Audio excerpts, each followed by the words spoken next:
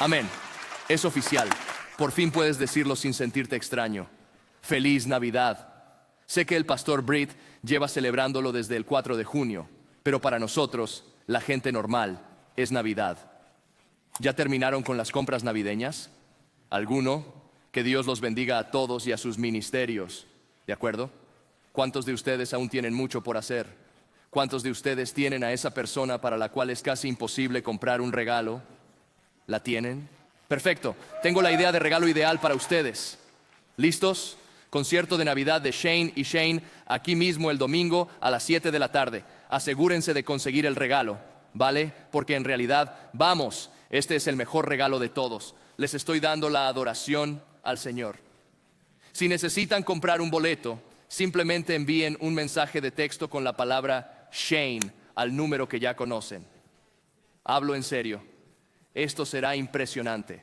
Ahora, lo que celebramos en Navidad es la maravillosa invasión de Jesucristo. En nuestro tiempo juntos hoy quiero lograr una celebración y un reto. ¿Entienden? Celebración y reto. Primero vamos a celebrar. Hemos decidido que vamos a celebrar la vida 10-10 que hemos estado buscando durante los últimos 2 años. Escuché sus vítores y aplausos al ver el video, pero quiero que sepan que hemos estado en este viaje durante 2 años. Parece que han pasado 10 años, ¿no creen? Casi se siente como si lo estuviéramos haciendo desde siempre, ¿verdad? Me encanta lo que dijo el hombre en el video. Jesús no vino a darnos 2 años de abundancia. Él vino a darnos una vida abundante. Hace 2 años desafiamos a toda nuestra iglesia. El objetivo era que el 100% de las personas que consideran a 1122 como su iglesia hicieran una pregunta fundamental. ¿Estoy viviendo la vida abundante que Cristo tiene para mí? ¿O mi vida está definida por una abundancia de posesiones que nunca me satisfarán por completo?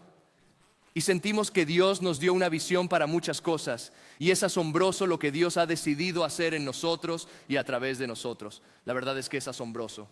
Y no lo saben, pero en el mundo de la iglesia, solo alrededor del 20% de las personas participan financieramente en la iglesia. Sé que puede parecer increíble, pero eso es en otras iglesias.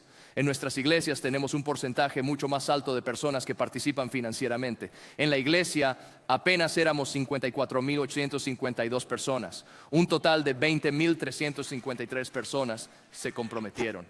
Además tuvimos 25,225 donantes que nos apoyaron por primera vez en su vida. Estas personas confiaron en Dios con sus finanzas por primera vez. También teníamos un objetivo secundario. Hace algunos años mencioné que creímos en Dios para lograr todas las cosas a las que Él nos ha llamado y creímos que Dios proveería $110 millones en 2 años para lograr todas estas cosas. Parece que a pesar de que hasta diciembre aún queda camino por recorrer, vamos a superar esa meta en algún punto entre 26 y 27 millones de dólares. Así que bendito sea Dios, bendito sea Dios, bendito sea Dios. Alabado sea Dios. ¿Y qué haremos con todo eso? Haremos todo lo que dijimos que haríamos, pero más rápido. Plantaremos más iglesias y enviaremos más misioneros. Abriremos más campus en diferentes lugares. Dios ha hecho cosas increíbles. Es difícil de creer. Desde que comenzamos Tenten Life hace 2 años, ha aumentado la asistencia promedio en todos nuestros campus en 7,000 personas. Eso es equivalente a 3 mega iglesias y media. Además, hemos visto que 5,457 personas han aceptado a Jesucristo como su Señor y Salvador por primera vez. Amén. También hemos bautizado a 3,900 personas y otras 50,000 personas, 49,979, se unen a nosotros en línea para adorar cada semana, ya sea en el país o en el extranjero. Gracias a todos ustedes en línea.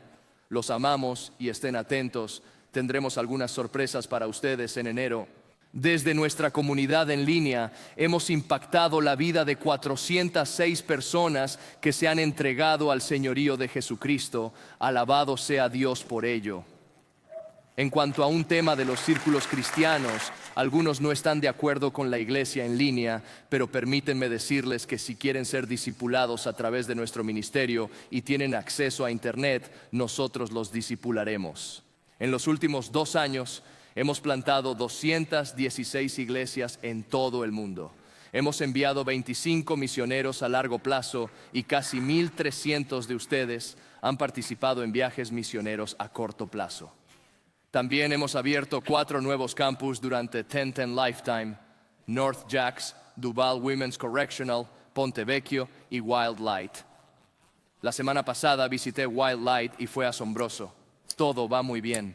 Por último, recordemos que decidimos ser una iglesia provida, no solo en términos políticos, sino también desde el vientre hasta 2 años.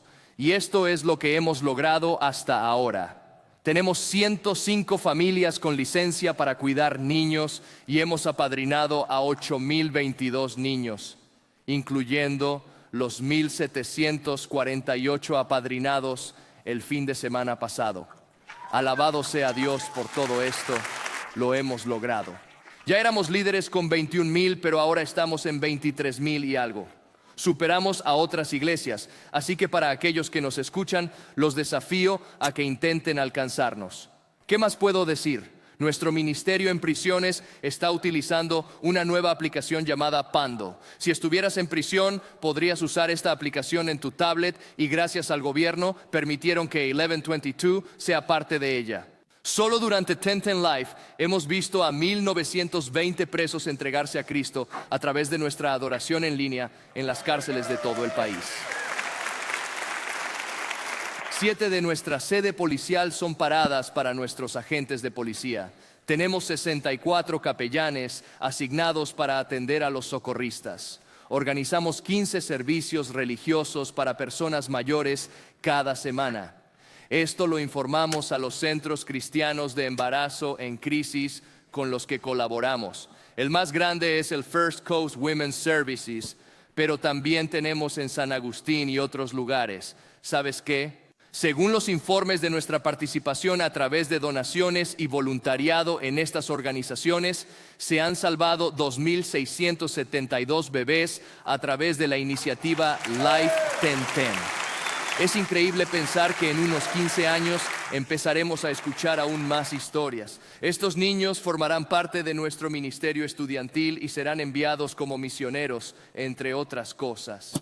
Y quizás te preguntes por qué menciono todo esto. Pues bien, la razón es que hay mucho que celebrar y muchos de ustedes han sido parte de esto. Gracias a Dios. Y muchos de ustedes se unieron a nosotros cuando comenzamos y ahora somos 7,000 personas. Algunos podrían preguntar, ¿y qué hay de mí? Pues bien, participa. Una de las cosas maravillosas que hacemos es depositar los fondos en un solo proyecto. De esta manera, todo lo que usted ofrende va a nuestros servicios sin excepción. Continuaremos llevando a cabo todas estas actividades. Sin embargo, la verdadera esencia de Life 1010 es esto. Juan 10:10 dice que el ladrón viene solo a robar, matar y destruir, pero Jesús vino para que tengamos vida y vida en abundancia. Nosotros, como sus ovejas, conocemos la vida abundante porque conocemos su voz. No escuchamos al extraño. Y cuando escuchamos al buen pastor y obedecemos, siempre lleva a una vida abundante. Por otro lado, cuando nos negamos a oír su voz y tenemos ideas diferentes, terminamos siendo presa del enemigo y sufrimos daños y destrucción. Por lo tanto, mi enhorabuena a aquellos que lo han hecho. Cumplieron con la tarea que Dios les encomendó. A los demás me pregunto, ¿qué les está pidiendo que hagan ahora? Algunos ya lo están haciendo y lo están haciendo bien. Otros lo escucharon por primera vez durante el viaje Life 1010 y comenzaron el camino, pero se desviaron. Bueno, retómalo. Y así algunos de ustedes, el buen pastor les hablará por primera vez en un área específica. Así que quiero hablarles sobre qué hacer cuando Jesús te llama a hacer algo que puede asustarte un poco. Para hacerlo les pido que abran sus Biblias en Mateo 14. Estamos en la 4ª semana de esta serie llamada When He Asks. Jesús hace alrededor de 307 preguntas en la Biblia, solo responde 3. Pero nos hace preguntas todo el tiempo. Hemos estado analizando las preguntas que Dios nos hace. Y la pregunta que abordaremos hoy es esta. Jesús mira a uno de sus discípulos y le pregunta, ¿por qué dudaste? ¿A qué se refería? ¿Por qué dudamos? ¿Alguna vez has tenido dudas? ¿A alguien? Bueno, no sé si esto te confunde, a mí también. Y no solo se trata de tener dudas, sino de qué dudas. ¿Alguna vez has dudado de Dios? Quiero decir, rezas y rezas. Escucha, sé que esto puede ser sacrílego y me disculpo, pero hay momentos en mi vida en los que siento que lo tengo todo resuelto. Y si solo dices sí a mi petición de oración, te prometo que todo irá bien para ti, para mí y para todos. Quiero decir, una vez en la Biblia, sanaste accidentalmente a una mujer. Tú ni siquiera pretendías hacerlo, pero sucedió. Estabas caminando por Capernaum, rodeado de gente, y de repente sentiste que el poder salía de ti. ¿Quién me tocó? Y fue entonces cuando sanaste accidentalmente a esa mujer. Así que si eres capaz de sanar a alguien sin querer, tal vez puedas sanar a la persona por la que estoy orando específicamente. ¿Qué piensas? Vamos, inténtalo, pero no lo hace. Tal vez no dudas de Dios, pero a veces dudas de ti mismo. ¿Alguna vez has sentido el síndrome del impostor? Me refiero a cuando estás en el trabajo y ocupas un puesto de responsabilidad. Todos piensan que eres increíble y quieres que sigan pensando eso. ¿Sabes la verdad?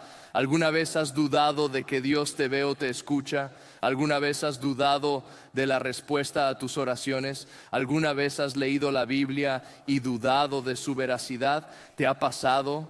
¿Has notado cómo a veces crees y crees, pero cuando cambian tus circunstancias, tus dudas aumentan? ¿Te has dado cuenta de que nuestras dudas pueden fluir y fluctuar junto con los altibajos de la vida? Pues bien, me gustaría que leyeras el capítulo 14 de Mateo. Vamos a ver este evento famoso, pero no lo llamemos historia bíblica, porque esto fue real. Como si fuera una noticia que podrías haber visto en el canal 4 en ese entonces. Y muchas veces cuando estudiamos la Biblia nos quedamos en medio de un evento, pero a menudo es útil ver qué estaba sucediendo a su alrededor. Y lo que encontraremos aquí es que Jesús también experimentó altibajos. Sus discípulos también experimentaron los mismos altibajos en sus vidas que nosotros. Y eventualmente llegaremos al verso 22, donde Jesús camina sobre el agua. Eso suena bastante impresionante, ¿verdad? Pero viene después de algunos momentos difíciles. Al principio del capítulo 14 de Mateo, Jesús se entera de que Juan el Bautista, su primo, ha sido decapitado y está muerto. Así que si alguien te dice que el lugar más seguro para estar es en la voluntad de Dios, no se lo digas a Juan el Bautista porque le han cortado la cabeza, ¿comprendes? Jesús está triste, obviamente, y hablamos de eso todo el tiempo. No seguimos a Jesús porque hace que la vida sea mejor, sino porque Él es mejor que la vida misma. Así que Jesús recibe la noticia y su primer instinto es buscar un lugar para orar en soledad. Existe un problema mientras Él se dirige a su lugar de oración. Un gran número de personas se empiezan a reunir a su alrededor, miles y miles. La Biblia menciona que Él se compadece de ellos, ya que están hambrientos y sin comida. Los discípulos se le acercan y le informan que hay aproximadamente 5,000 hombres, pero solo han contado a los hombres, por lo que si todas las personas tienen un niño, entonces serían 15,000 personas. Sin embargo, el predicador calcula que hay alrededor de 38,000 personas allí. Los discípulos se preguntan, ¿cómo vamos a alimentar a todos ellos? Jesús mira a los discípulos y les pregunta por qué no les dan de comer. Los discípulos responden que solo tienen 2 pescados, 5 panes y un niño llorando, que es todo lo que tienen. Jesús bendice la comida, la da a los discípulos y ellos alimentan a 5,000 personas. Esto sería algo asombroso para los discípulos, participar en un milagro y tomar la decisión de seguir a Jesús. Desafortunadamente también reciben la noticia de que a Juan el Bautista le han cortado la cabeza. Después de estos eventos, Juan nos revela que la multitud está tan enamorada de Jesús que quieren hacerle rey, pero él no desea ser rey de Israel, sino el rey de reyes. Su camino al trono no es a través de un trono físico, sino a través de una cruz. Por lo tanto, Jesús tiene que evitar a la multitud y les despide. No sabemos cómo se dispersan 15,000 personas, pero Jesús puede hacer lo que desee, porque Jesús es Jesús. Luego les indica a los discípulos que suban a la barca y se vayan del lugar, porque Él necesita ir a un lugar desierto para orar. ¿Sabes cuándo Jesús oraba? Él lo hacía tanto en los momentos de alegría como en los momentos de dificultad. ¿Y tú? Yo estaba hablando con algunos amigos hoy sobre nuestra vida de oración. Personalmente rezo con más fervor en los momentos desesperados, mientras que cuando todo va bien, tiendo a rezar menos. Jesús siempre encontraba el momento adecuado para orar. En el contexto de Mateo 14, empezando en el versículo 22, dice que inmediatamente después de alimentar a los 5,000 y dispersar a la multitud, Jesús hace que los discípulos suban a la barca y vayan delante de Él a la otra orilla. También es importante anotar que a veces Jesús nos obliga a hacer cosas, ya que no vivimos en una democracia en el reino de Dios. A veces Él simplemente te hace hacer las cosas necesarias porque Él es nuestro Señor. Por lo tanto, en este caso Jesús hace que los discípulos suban a la barca y vayan delante de Él a la otra orilla. Jesús sabe que la tormenta se acerca. Es consciente de que el clima en el mar de Galilea se va a poner malo. Siendo el lago de agua dulce más bajo del planeta y rodeado por montañas, puede ocurrir que un fuerte viento del noreste levante olas huracanadas en el mar de Galilea. Esto ocurre varias veces en el Nuevo Testamento. Jesús, consciente de que se avecina una tormenta, guía a sus discípulos hacia ella. ¿Por qué menciono esto? Porque a veces cuando nos ocurren cosas malas, nos preguntamos una y otra vez el por qué. No sé, la respuesta siempre es la misma: para glorificar a Dios. Esa es la respuesta, aunque luego debamos hacer un análisis para descubrir cómo esto glorificará a Dios. Tengo un amigo muy cercano, Josh. A veces predica aquí, pero dice cosas inapropiadas. ¿Le conoces? Sí, le conozco y le amo. Desde que su hija Riley nació, descubrieron que tenía necesidades especiales severas. Solíamos hablar mucho de esto. Una pregunta que él a menudo se hacía era: ¿Dios causó esto o lo permitió? Y yo solo podía decirle que no sabía. Lo único que sé es que Dios tiene control sobre todo. Si no lo tuviera, no habría esperanza para ninguno de nosotros.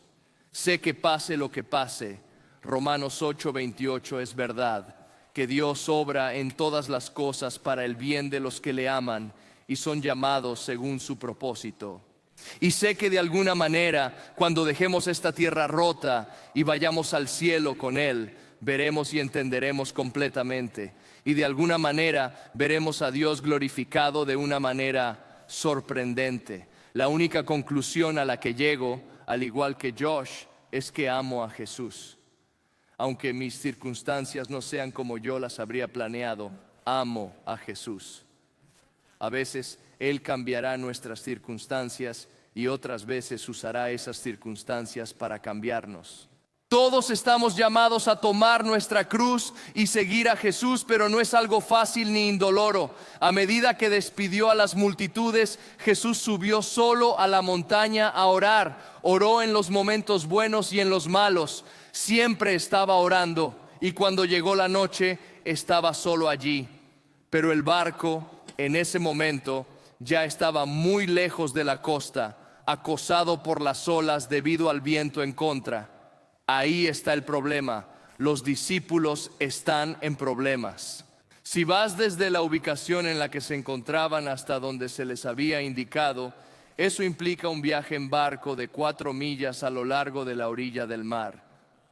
Probablemente han hecho esta travesía muchas veces. Normalmente les tomaría solo un par de horas a lo sumo, pero ahora no están cerca de la costa.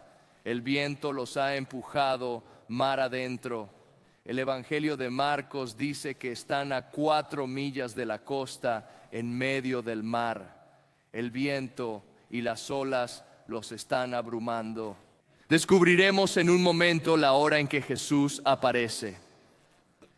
Si salieron al atardecer y Jesús aparecerá durante la cuarta guardia alrededor de las 5 de la mañana, entonces han estado luchando contra el viento y las olas en la oscuridad durante 8 o 9 horas. Obviamente no tienen control sobre la dirección en la que se dirige el barco, ya que se supone que deben salir de ahí, girar a la derecha y mantenerse cerca de la orilla y seguir en esa dirección. Pero si están en medio del mar, entonces están a medio camino de Tiberíades por ahí. Las cosas parecen estar fuera de control y es algo en lo que debemos prestar atención. Resistencia no significa que estás yendo en la dirección equivocada. Permíteme repetirlo. La resistencia no significa que te estés desviando de la dirección correcta. Hay una creencia de que todo funcionará fácilmente mientras estés en línea con la voluntad de Dios, pero esto está muy lejos de la verdad. A veces Dios te llama a hacer algo y la gente espera a que se abran las puertas. Pero ¿de dónde viene esa idea? A veces es más fácil seguir la voz del extraño e ir por el camino del mundo simplemente siguiendo la corriente.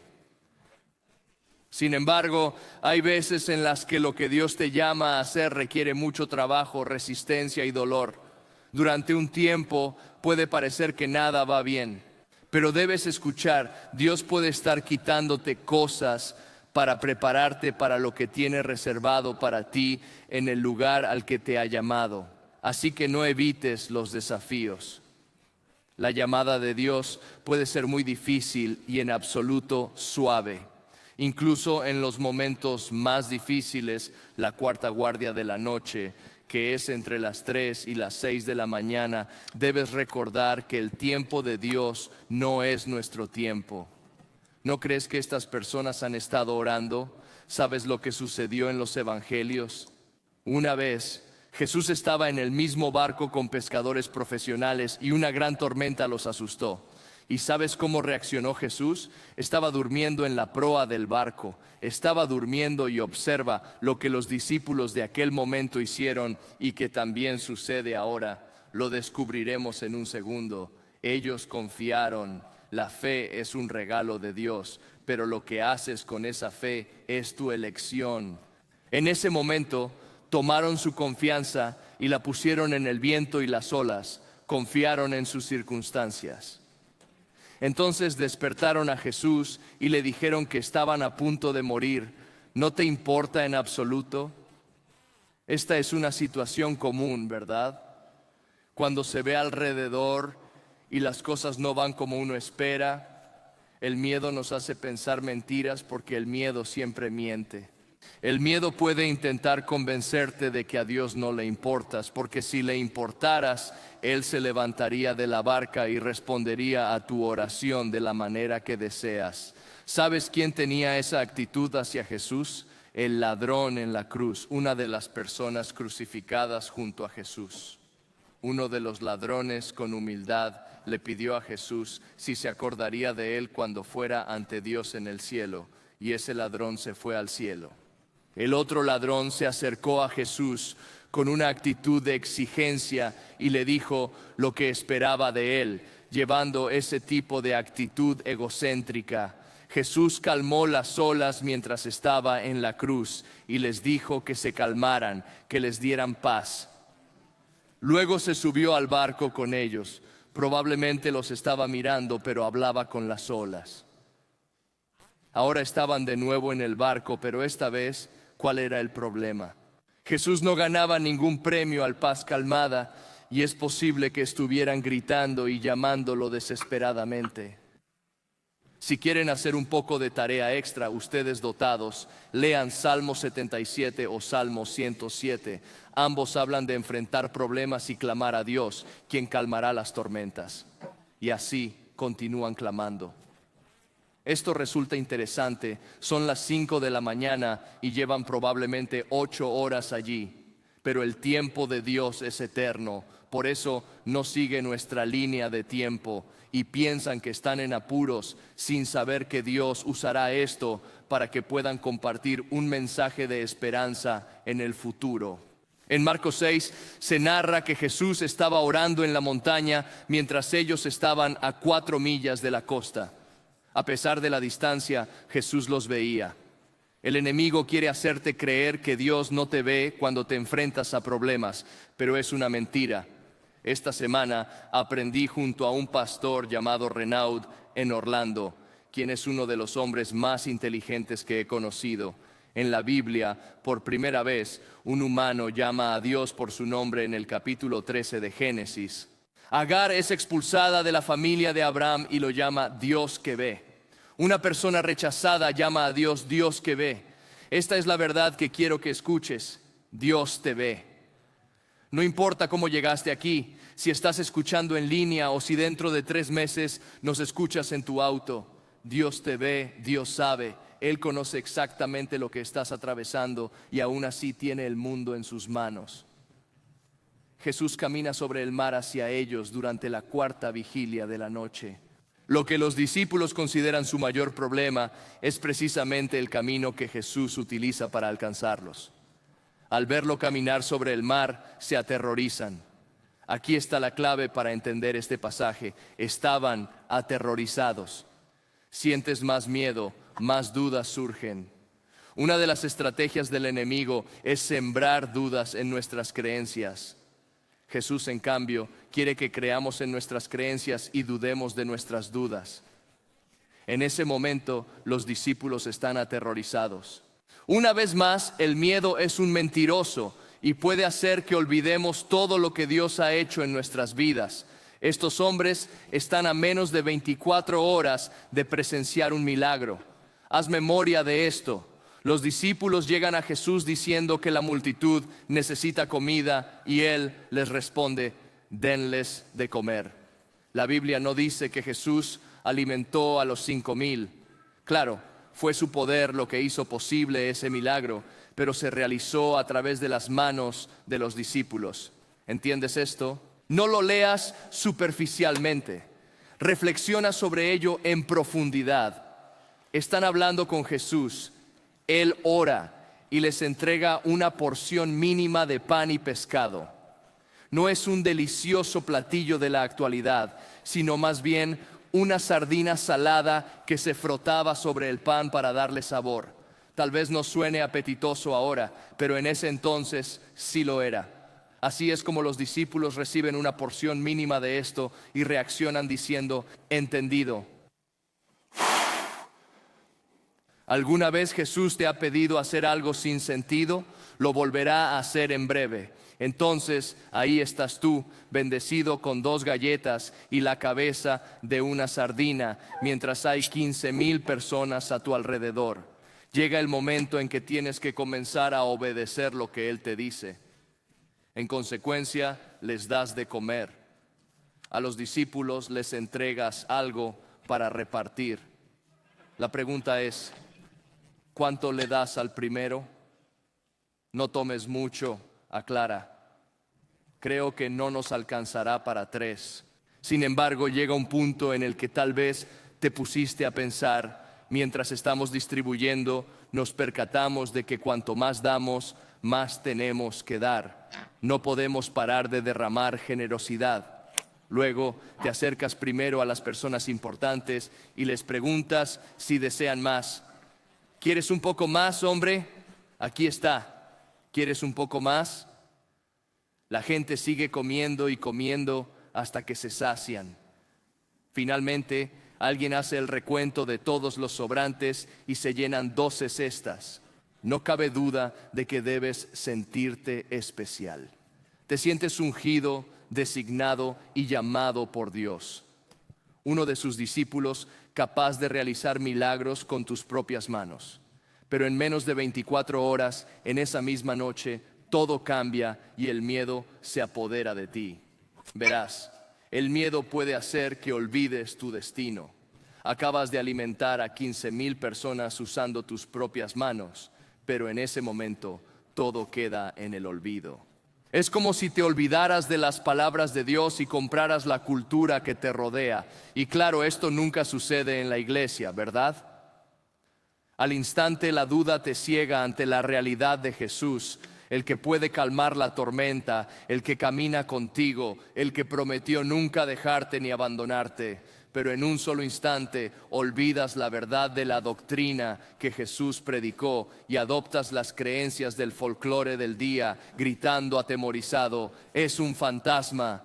Sin embargo, en el versículo 27, Jesús les habla diciendo: ánimo, soy yo, no teman. Pero bien, si fueras un judío del primer siglo, todas las luces de advertencia se habrían encendido en ese momento, ¿verdad? Cuando Jesús dice soy yo, coincide con la versión en griego de lo que Dios le dijo en hebreo a Moisés en el capítulo 3 de Éxodo. Moisés se encontró con una zarza ardiente y escuchó una voz que le decía: ve a decirle al faraón que deje ir a mi pueblo. Moisés preguntó quién debía decirles que lo enviaba. En respuesta, Dios Todopoderoso le dijo: dile que yo soy el que soy. Así que este es básicamente el equivalente en griego. Jesús dice: ánimo, yo soy.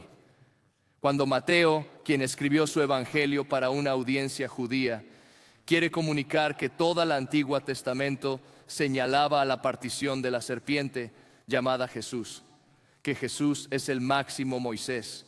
Si lo piensas por un momento, hay tres cosas que apuntan en esa dirección. Si leemos sobre la alimentación de los 5,000, Jesús los hace sentar en grupos ordenados para distribuirles pan, lo cual es casi idéntico a lo que hizo Moisés cuando el pueblo clamaba por el maná y les dio pan de forma organizada. Además, el pueblo de Dios cruzó el Mar Rojo andando sobre tierra seca y Jesús los supera en caminar sobre el agua. Entonces, cuando Jesús se muestra y todos se asustan preguntándose quién es Él, están aterrados y se cuestionan: ¿eres un fantasma? Él les responde: no, anímense, soy yo. Enseguida añade: no tengan miedo. Estas dos cosas deben ser entrelazadas. Lo he repetido hasta la saciedad, pero lo más frecuente que se le repite a las personas en la Biblia es alguna variación de no tengas miedo. La Biblia de la versión King James menciona que se dice alrededor de 366 veces: no te preocupes por nada. El mensaje principal es no preocuparse, no tener miedo y no temer. Esto se asocia con la razón más común de por qué no debemos temer, y es porque Dios está con nosotros. Según la Biblia, el amor perfecto expulsa el miedo, y eso es lo que demuestra el amor de Dios por nosotros a través de Jesús. En el libro de Josué, antes de que Josué vaya a luchar contra los ejércitos y cruce el Jordán, Dios le ordena que sea fuerte y valiente. Esto se debe a que Josué es débil y temeroso, pero Dios no le da una charla motivacional típica diciéndole que él es suficientemente bueno o inteligente. En cambio, le dice que sea fuerte y valiente porque Él está con él. Cuando mis hijos eran pequeños, mi hija Regan tenía miedo a la oscuridad. Yo la acostaba en su cama y ella me decía que le daba miedo la oscuridad. Yo le preguntaba por qué y ella me decía que le daba miedo porque podrían haber monstruos. Yo nunca le decía que no existen los monstruos porque, como todos sabemos, en el mundo hay cosas malas y miedos legítimos. Pero le aseguraba que yo estaba con ella y que no tenía nada de qué preocuparse. Salíamos a alumbrar los lugares oscuros y le mostraba que no había nada de qué temer. Además, le decía que si algo se metía en su habitación, lo echaría rápidamente. También puedo mencionar el hecho de que cuando un niño está asustado y lo agarras de la mano, deja de temer. Lo mismo ocurre con nosotros. Tenemos un Padre Celestial perfecto que nos ama y su amor expulsa el miedo. En este momento los discípulos tienen miedo y Pedro es el primero en hablar. Jesús le dice que no tenga miedo y Pedro le responde que irá hacia él caminando sobre el agua para demostrar que no tiene miedo. Es interesante entender cómo funciona el pensamiento en el Medio Oriente en comparación con el pensamiento occidental. Nosotros, los occidentales, Usamos la palabra creo de manera diferente a como lo haría alguien del Medio Oriente. Cuando decimos creo, queremos decir estoy de acuerdo. Por ejemplo, cuando decimos creo en Jesús, nos referimos a que estamos de acuerdo con la realidad teológica de que Dios envió a su Hijo a morir en la cruz por nuestros pecados. Pero eso no es lo que quiere decir una persona del Medio Oriente cuando dice creo. Para ellos significa que no solo están de acuerdo, sino que sus pensamientos los llevan a acciones que están alineadas con lo que dicen que creen. Esto es distinto, ¿estás de acuerdo? Así que Peter, al igual que todos los niños judíos, cuando estaban en el jardín de infantes, iban a la escuela. Ya te lo había dicho antes. La primera escuela primaria se llamaba Bet Shafar. Ibas a Bet Shafar y te daban una tableta, no para jugar Candy Crush, sino como un tipo de tiza. Probablemente tenía el Shema escrito en ella. Shema Israel, el Señor nuestro Dios. El Señor es uno, ¿verdad? Muchos de estos niños, ya sabes, en Jerusalén y en esa área, habían oído hablar de la miel, pero nunca la habían probado. Y a menudo el rabino solía rociar miel sobre toda la tabla. En el primer día de escuela, imagina a un niño de primer grado que recibe esta tableta con miel. El rabino diría algo así como, ahora come hasta que te hartes. Y estos niños empezaban a lamer la miel de la tableta. Imagínate el desastre, ¿verdad? Quiero decir, la miel terminaría por todas partes, incluso en el pelo del vecino y en el codo. Y estos pequeños niños estarían pensando, me encanta la escuela, esto es mucho mejor que ordeñar una cabra en casa, me encanta la escuela. Luego, el rabino diría algo como, así como tu lengua anhela la dulzura de esta miel, que tu corazón anhele la palabra de Dios. Y así comenzarían a memorizar la Biblia, los primeros 5 libros y los salmos. Eso es lo que hacían. Por años y años, durante unos 4 o 5 años, iban a la escuela y memorizaban la Biblia. No tenían Netflix ni redes sociales, ¿qué más podían hacer? Así que se centraban en memorizar la Biblia, cantaban canciones y hacían todo tipo de cosas. Si eras parte de los más talentosos, si formabas parte de la élite, si mostrabas un verdadero talento, entonces avanzabas al siguiente nivel, que se llamaba Bet Midrash. En el Bet Midrash memorizabas todo el Antiguo Testamento e incluso hacías juegos bíblicos donde yo citaba un versículo y tú tenías que citar el que estaba antes y después. Yo decía una palabra y tú podías decirme el primer lugar donde se usaba esa palabra en la Biblia. Al final del Bet Midrash, si no lo lograbas, quiero decir, todos eran bastante buenos, habían memorizado toda la Biblia. Seguro que algunos de ustedes que crecieron como bautistas del sur ya saben todo el camino hasta el libro de Romanos y en algún caso creo que hasta de Génesis hasta el final de Malaquías. Enhorabuena, cada versículo. Pero si no lo lograban, venían y te decían algo como, buen trabajo, Dios está muy contento contigo, pero deberías ir y aprender el oficio de tu padre. Y por cierto, ¿recuerdas para quién trabajaban los pescadores cuando Jesús vino y los llamó? No los llamó desde la sinagoga, los llamó desde la orilla del mar, porque trabajaban para su Padre. Y espero que sepas esto, Dios ama usar JB, equipo B, aquellos que no son lo suficientemente buenos. Las personas que no son tan buenas como el resto de nosotros está bien. Y luego el resto de ellos, sin embargo, si realmente eres de élite, te invitarían a la Ivy League. Por ejemplo, Harvard, Yale, Georgia, una especie de excelencia del más alto nivel.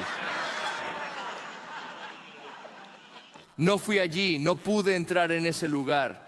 Entonces, de todos modos, si siguiera a un rabino Jesús, sería uno de los pocos rabinos que invitan a la gente a seguirlo. Por lo general, se solicitaba seguir a un rabino, y aquí está el punto clave. En el primer siglo la frase sería así: ahora puedes ir y seguir a tu rabino, estar en su polvo. Significa que ibas a seguir cada uno de sus pasos, ibas a seguirlo de cerca, ibas a hacer todo lo que él hiciera, ibas a decir todo lo que él dijera, ibas a aprender todo lo que él aprendiera. ibas a estar cubierto de su polvo al punto de que no te pudieras distinguir de él. Ser discípulo de un rabino en el primer siglo no consistía solo en aprender lo que enseñaba, también significaba convertirse en lo que él era y hacer lo que él hacía. Ahora volvamos a la historia bíblica. Pedro está en la barca y ve a Jesús caminando sobre el agua. Pedro tiene miedo y cree que es un fantasma, pero Jesús lo tranquiliza y le dice que no teme, que es él. Pedro le responde: bueno, si realmente eres tú, déjame seguirte. No me inscribí solo para asistir a tus clases, me invitaste a seguirte. ¿Puedo seguirte ahora fuera de la barca? Jesús simplemente le dice: ven, lo que me hace recordar cómo hablo con mi perro. Sabes, es como cuando le digo, vamos. No es una invitación bonita, es más bien como una orden. Entonces, déjame hacerte una pregunta. ¿Alguna vez has sentido el llamado de salir de la barca? ¿Alguna vez Jesús te ha llamado a hacer algo que no tiene sentido? Es incómodo, porque si Dios no actúa de manera milagrosa, no hay forma de que eso suceda. Pero eso es exactamente lo que Jesús le pide a Pedro que haga. ¿Y qué hace Pedro? Pedro sale de la barca y camina sobre el agua hacia Jesús. Mientras lo hace, se da cuenta de que Jesús está más cerca de lo que pensaba antes. Pedro camina lo suficiente como para que Jesús pueda agarrarlo. Así que cuando Pedro hace lo que Jesús le dice, es capaz de hacer mucho más de lo que esperaba o imaginaba. Y esa es una de las razones por las que la obediencia importa tanto. Nunca sabes qué cosas increíbles tiene Dios reservadas para ti. Pero antes de que Pedro cometiera un error, hizo algo extraordinario. Caminó sobre el agua, igual que Jesús. Solo ellos son los dos únicos seres humanos que jamás han hecho eso. Por supuesto, Pedro finalmente se distrae por el viento y comienza a tener miedo. En lugar de mantener su enfoque en Jesús, lo pone en la tormenta y en su situación. Y sabemos por qué lo hizo. Tenía miedo. Y esto es lo que debes saber. El miedo es lo opuesto a la fe. No se trata de tener dudas o preguntas sin respuesta. Si las tienes, no te preocupes. Podrías convertirte en un gran discípulo. Solo lleva tus dudas y preguntas sin respuesta y síguelo a Jesús. Un día, cuando lo veamos cara a cara, todo cobrará sentido. El miedo paraliza, pero la fe produce acción. Hay una diferencia entre tener miedo y estar asustado. Cuando salté en paracaídas tenía miedo todo el tiempo. Hay otra palabra que se puede utilizar: estaba aterrorizado. Pero eso no me paralizó, me impulsó a seguir adelante. No estaba congelado, no podía continuar. Así que di un paso a la vez y salté del avión. No estoy diciendo que fuera lo más inteligente, pero estar asustado está bien.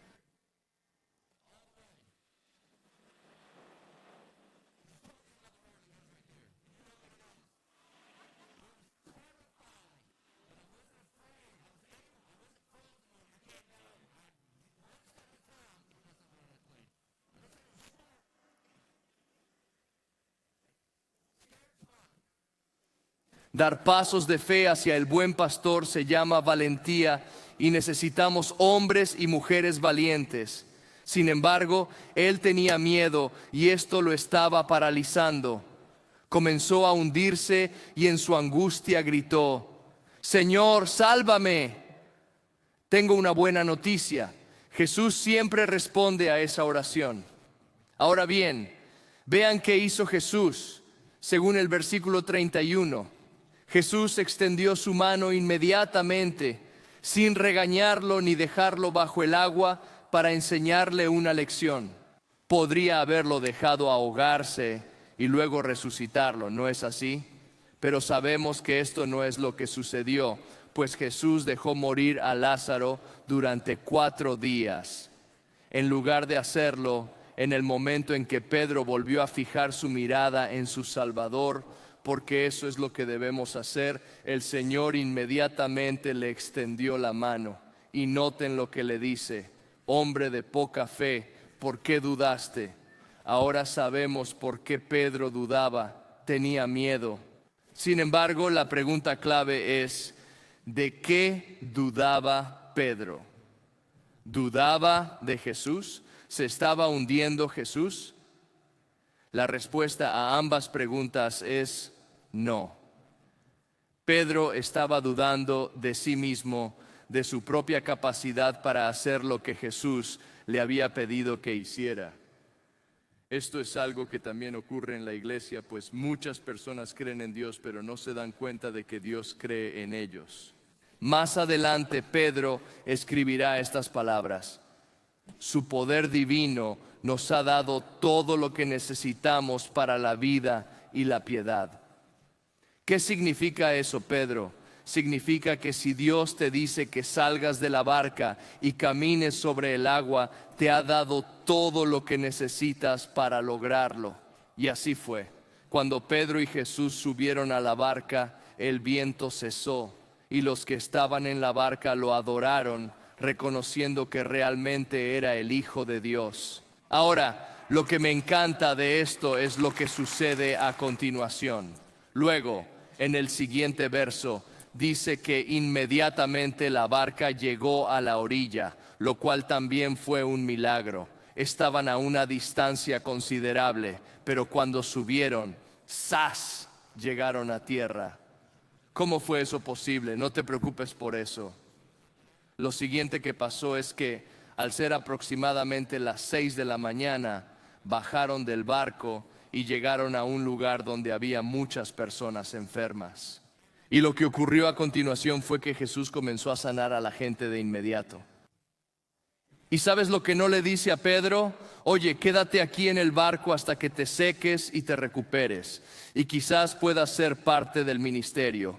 Creo que Pedro ni siquiera ha tenido tiempo de secarse después de hundirse en el agua, e inmediatamente es restaurado y vuelve al juego. Muy bien, hagamos esto personal. Estamos en la culminación de esta vida 10-10. Algunos de ustedes son nuevos, bienvenidos. Están sentados en el barco y tendrán tendencia a estar llenos de miedo. Jesús, como dijo el del video, les habla más fuerte de lo que yo puedo hacerlo en este momento. En lo más profundo de esos lugares interiores, saben que los está llamando a hacer algo y a salir del barco, pero miran y piensan que no tiene sentido. Y Él dice: sí, lo sé, pero soy el Dios de lo imposible. Les daré todo lo que necesitan para lograr lo que les he llamado a hacer, pero los estoy llamando a salir del barco. ¿Dónde les ha llamado a salir de la barca? Tal vez ya lo hicieron, pero últimamente han quitado sus ojos de Él y los han puesto en sus circunstancias, permitiendo que éstas gobiernen su vida en lugar de caminar en obediencia a su soberano Salvador. Tal vez sea su compromiso 10-10. Tal vez sea ser generoso por primera vez. Tal vez cuando comenzaron la vida 10-10, sabían que Él les decía que acogieran niños, pero por miedo inventaron excusas para no hacerlo. Tal vez sea dar su vida a Cristo. Tal vez sea perdonar o reconciliarse con esa relación. Para algunos será cambiar su especialidad y tienen tanto miedo de la aprobación de sus padres. O tal vez sea comenzar ese ministerio, liderar ese grupo de discípulos o ir en ese viaje misionero. La realidad es que no puedo decirles lo que es, no puedo. Pero si se acercan, la Biblia dice en Juan 10 que Jesús dice: yo hablo a mis ovejas y ellas oyen mi voz. Entonces, ¿qué les está llamando a hacer? Cuando yo tenía 19 años, fue en los 1900, estaba en la universidad y acababa de predicar mi primer sermón en el campamento de verano. Luego, fui voluntario en mi iglesia local, una gran iglesia bautista en el centro de la ciudad. Ayudé a dirigir a los adolescentes y estábamos haciendo un fin de semana de discipulado. Un predicador llamado Wade Morris dio un sermón durante ese fin de semana. Era un comunicador dinámico y más tarde ese verano, mientras predicaba ese sermón, esa fue la noche en la que me rendí a la llamada al ministerio. Fui a caminar por el pasillo de la iglesia como un estudiante universitario y sentí que Dios me estaba llamando al ministerio. Este verano estoy trabajando en una pequeña iglesia en las afueras de Myrtle Beach, Carolina del Sur. Es muy interesante que en Myrtle Beach había una empresa de puenting y me animé a probarlo. Fue en parte porque quería conseguir la misma camiseta. Bueno, está bien. En resumen, lo que les voy a contar es una mezcla de la historia de este hombre y mi propia experiencia cuando hice puenting una vez. En aquel entonces yo estaba dirigiendo pequeños estudios bíblicos con cerca de 15 chicos. Sin embargo, una vez al mes nos íbamos al pabellón en Myrtle Beach. ¿Alguno de ustedes ha estado allí? Si es así, asegúrense de tener sus vacunas al día. La playa es bonita, pero tiene su encanto particular. Sin embargo, volviendo al tema, el pabellón era como una feria estatal interminable. Llevábamos a los chicos en la furgoneta, comprábamos las entradas y nos divertíamos. Pasábamos frente a una pequeña mansión embrujada y todos, incluyéndome, estábamos emocionados. Bueno, justo al lado se encontraba Bungee Adventure America. Yo estaba un poco asustado, pero no quería parecer cobarde frente a mis estudiantes de secundaria. Tienes que mantener una imagen impresionante siendo pastor de jóvenes. Entonces dije, claro, lo voy a hacer.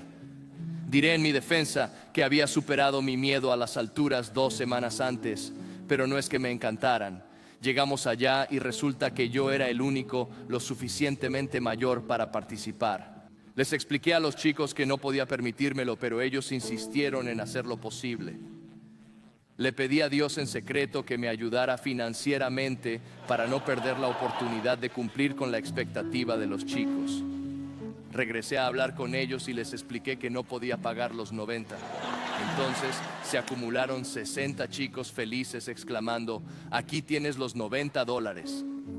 Obviamente no podía asistirme de esa manera, pero ellos no me dejaron devolverles el dinero. Así que me preparé para esta locura.